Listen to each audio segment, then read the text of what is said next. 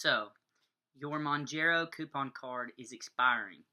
For most people, it's going to expire on June 31st, 2023.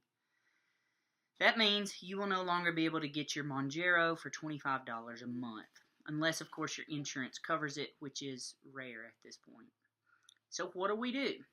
Well, the first thing we do is we don't panic. There's many other medications we can try, and we don't just stop medications, not because they're addictive or cause any side effects when we stop them, but because the disease of obesity is a chronic disease, meaning it's like high blood pressure.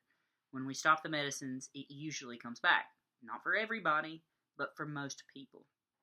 So our first step, you're not able to get Mounjaro. Well, we could try another medication in the same class. That class is GLP-1 agonists. We have a few different ones. For the disease of obesity, we have two that are approved by the FDA. That is Wegovy and Saxenda. Wegovy, generic name is semaglutide. You may know it from its diabetes drug, Ozempic. They're the same medicine. So first we try to see if your insurance will cover Wegovy or Saxenda, both very potent for weight loss. Unfortunately, in our state, which is Alabama, most insurance companies do not cover anti-obesity medicines, but we try. If they will not cover that, the next step is to see if we can get another GLP-1 medication covered that is for type 2 diabetes, but we're writing it off-label, meaning it's approved for diabetes, but we can prescribe it for whatever we feel is medically necessary. So an example of this would be Ozempic. So with Ozempic, we would send in your medication. Usually the insurance is going to require a prior authorization. Now, that prior authorization is a bunch of questions and paperwork that we fill out and send back to the drug company. They then determine if they will cover it. Many times, if you do not have type 2 diabetes, they will not cover the medicine.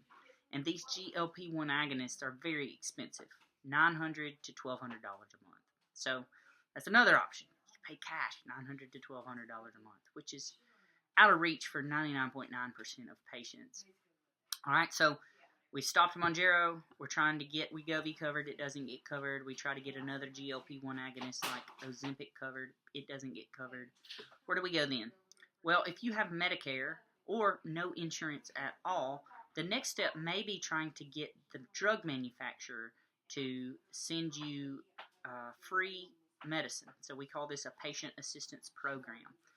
You have to make less than $109,000 a year for your household, and then you have to have either no insurance or Medicare. And we send in the forms for you. After you fill them out, we sign our part and see if we can get your medication shipped for free. But if you have commercial insurance, it doesn't apply to you. If you make over $109,000 a year, it doesn't apply to you. What else could we do? Some patients are actually using Canadian pharmacies. So what they do is we give them a prescription and they decide where they want to get it filled at what pharmacy. And there are pharmacies in Canada that can get the medication a lot cheaper than we can in the United States.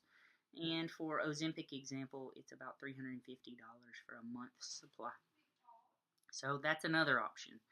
People are using Canadian pharmacies, getting it shipped in, $350 a month.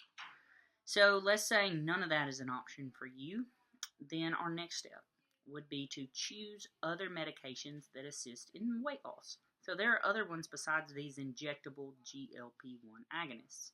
Things like diethylpropion, phentermine, also known as Adipex, Lomera, metformin, though very mild, topiramate, zonisamide, and even some things like Plenity, though it can be expensive as well. There's other ones called Contrave and Qsymia. So there's a few different options. We try to look at, number one, what your insurance will cover. And number two, there are a lot of these on this list that are cheap even without insurance. We're talking less than $15 cheap. We have some good long-term data with some of these stimulants that they do not have heart health problems if you haven't had heart problems before, meaning they're not going to cause you to develop heart disease. In fact, there's some studies showing it decreases cholesterol, decreases blood pressure, and decreases sugar values. So we have some long-term data showing the safety of these things. Most of the time we use these in combination. No, they're probably not going to be as potent as Mounjaro, but they're going to be pretty potent, and they're going to help suppress your hunger. Now, you may gain back a few pounds after stopping Mounjaro and starting one of these, but these will help you to keep off the majority of your weight that you have already lost. These are our options. If none of that is an option, then we're kind of stuck.